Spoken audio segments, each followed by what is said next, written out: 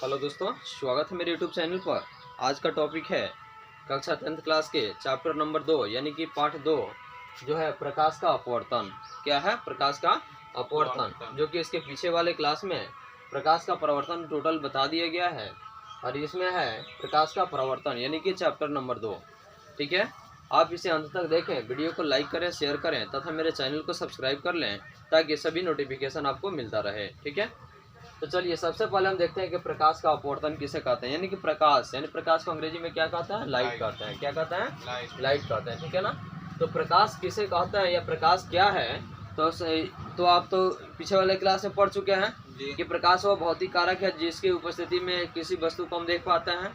लेकिन इसमें प्रकाश का अपवर्तन और उसे पढ़े थे प्रकाश का परावर्तन। यानी कि अपवर्तन और परावर्तन, यानी कि देखिए अपवर्तन हो गया, ठीक है ना, और यह सीधी सीधी रेखा में गमन नहीं करेगा, लेकिन यह आपका सीधे जाएगा और यहाँ से यह अपवर्तित हो जाएगा। यानी कि जैसे कि हम लोग गिलास में पानी डालते हैं, यानी कि गिलास में पानी डाल करके किसी वस्तु को वहाँ डाल दीजिए, तो डालने के बाद यह पता चलता है कि उस वस्तु का, यानी देखिए गिलास में पानी डाल दीजिए, शीशे का गिलास में पानी डाल दीजिए, पानी डालने के बाद में उसमें एक लोहे की कील डालिए, तो जो लोहे के कील को जब डालिएगा तो वह एकदम तिरछा दिखाई देगा।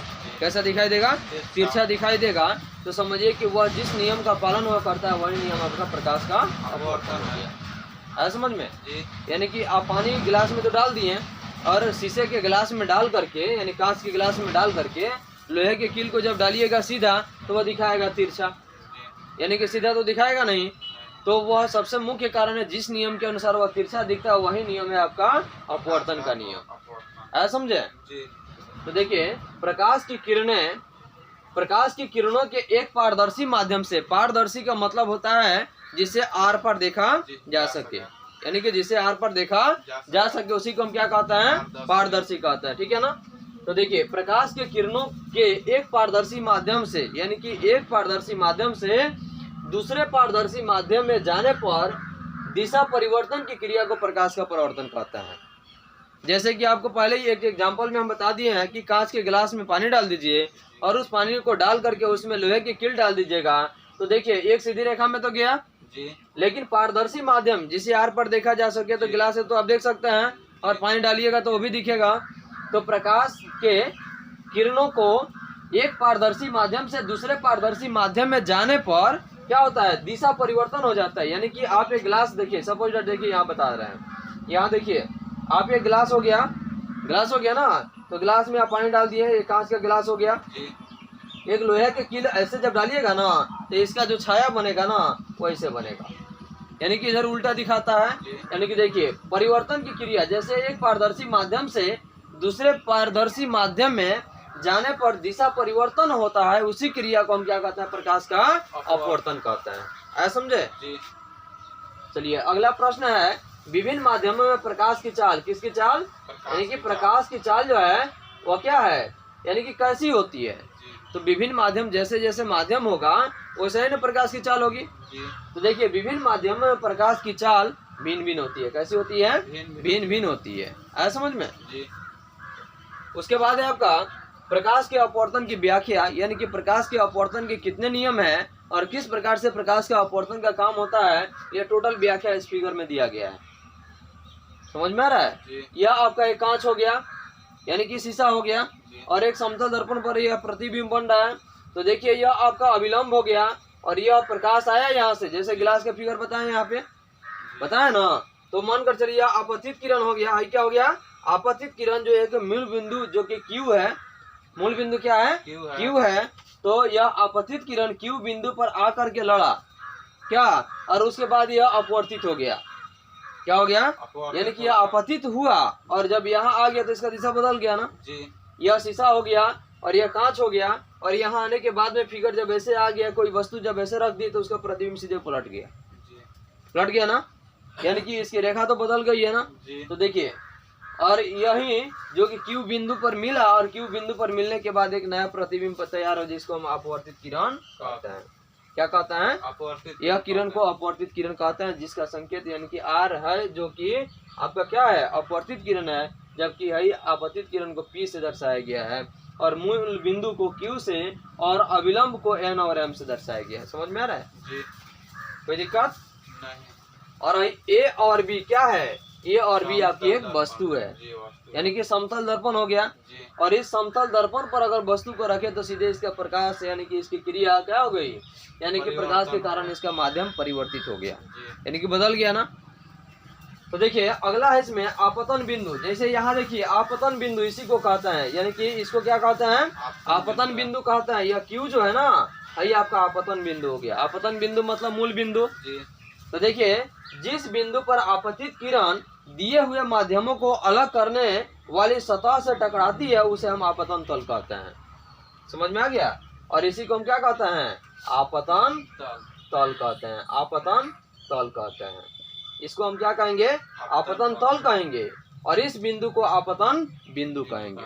समझ में आया, कोई दिक्कत नहीं। यानी कि हई आपका आपतन तल हो गया। कौन, हई वाला जो भाग हो गया यह आपतन तल हो गया। और यह बिंदु देखिए जिस बिंदु पर आपतित किरण दिए हुए माध्यमों को, यानी कि हई आपका माध्यम दिया, तो दिए हुए माध्यमों को अलग करने वाली सतह से टकराती है, यानी कि अलग करने वाले सतह से यह टकरा है, यहाँ टकराई ना, तो यहाँ से सतह से इसका दूसरा परिवर्तन हो गया ना। तो देखिए जिस बिंदु पर आपतित किरण दिए हुए माध्यमों को अलग करने वाली सतह से टकराती है उसे हम क्या कहते हैं, आपतन तल कहते हैं। जैसे फिगर में देखिए यह आपका आपतन बिंदु हो जाएगा। हई आपतन बिंदु क्यू से हम संकेत करते हैं ना यहाँ पे, यानी कि आपतन बिंदु को क्यू से संबोधित करते हैं, जबकि यह जिस तल पर यह भाग बनता है, यानी कौन, आपतन तल, आपतित किरण जो बनता है इस भाग को हम आपतन बिंदु कहेंगे। और यह जिस तल पर यह बनता है उसे हम आपतन तल कहेंगे। कोई दिक्कत समझ में आ रहा है ना। तो देखिए यह आपतन तल क्लियर हो गया, भूलिएगा नहीं ना। उसके बाद देखिए यहाँ आपतित किरण, यानी कि आपतित किरण है यह ना, आपतित किरण यह ना आपतित किरण। तो देखिए सबसे पहले दो माध्यमों को अलग करने वाली सतह पर पड़ने वाली प्रकाश की किरण, यानी कि दो माध्यमों को अलग करने वाली सतह पर पड़ने वाली प्रकाश की किरण को क्या कहेंगे, आपतित किरण कहेंगे। क्या कहेंगे, आपतित किरण कहेंगे। तो आपतित किरण को हम पी क्यू से दर्शाएंगे। देखिए यहाँ पे कहाँ है पी, यहाँ है, और यह आपका क्यू हो गया। तो यही आपका क्या हो गया, यह आपतित किरण हो गया। क्या हो गया, आपतित किरण हो गया। फिगर को अच्छे से समझ जाइएगा, परिभाषा बनाने में दिक्कत नहीं होगी। लेकिन फिगर को नहीं समझिएगा तो परिभाषा याद करने में बहुत सारी कठिनाइयां उत्पन्न हो सकती है। क्या समझ में आया जी। तो अब तो बता सकते हैं आपतित किरण जी, यानी कि दो माध्यमों को अलग करने वाली सतह को, तो अलग करने वाली सतह ये हो गया ना जी, यानी कि दो माध्यम है हो गया जिसको अलग यहाँ कर रहा है पी क्यू, यानी क्यू बिंदु अलग कर रहा है ना यहाँ पे। तो देखिए दो माध्यमों को अलग करने वाली सतह पर पड़ने वाली प्रकाश किरण को क्या कहते हैं, हम आपतित किरण कहते हैं। ऐसा समझ में जी, कोई दिक्कत नहीं। तो देखिए इसके बाद है आपका अभिलंब, यानी कि अभिलंब किसी सतह के, सतह मतलब है सतह हो गया ना जी, तो किसी सतह के किसी बिंदु पर खींचे गए अभिलंब को उस वस्तु का अभिलंब कहता है। क्या है, अभिलंब है जिसको टूटी हुई रेखा द्वारा दर्शाया जाता है। कैसे दर्शाएंगे, टूटी हुई रेखा द्वारा जो दर्शाते हैं ना, इसको हम अभिलंब कहते हैं। समझ में आ रहा है। तो एन और एम जो कि क्यू बिंदु पर अभिलंब है। क्या है, एन और एम क्यू बिंदु पर अभिलंब। यह एन और एम क्यू बिंदु पर अभिलंब है, जो कि आपको यहाँ हम लिख चुके हैं। आया समझ में। यानी कि देखिए एक बार और परिभाषा इसके देख लीजिए, किसी सतह के किसी बिंदु पर खींचे गए अभिलंब को उस वस्तु का अभिलंब कहते हैं। यानी कि है तो सतह हो गया, सतह पर खींचे गए अभिलंब का क्या बना, खींचे गए अभिलंब को उस वस्तु का अभिलंब कहते हैं। जैसे एन और एम क्या हो गया, आपका अभिलंब हो गया, अभिलंब हो गया जो कि टूटी हुई रेखा द्वारा दर्शाया जाता है। तो एन और एम का अभिलंब बिंदु कहेगा वो आपका क्यू होगा। क्या होगा, क्यू हो गया। समझ में आया, कोई दिक्कत नहीं। तो इसके बाद कुछ और भाग है, ठीक ना, तो इसके बाद वाले पार्ट में इसको बताएंगे, ठीक है ना जी।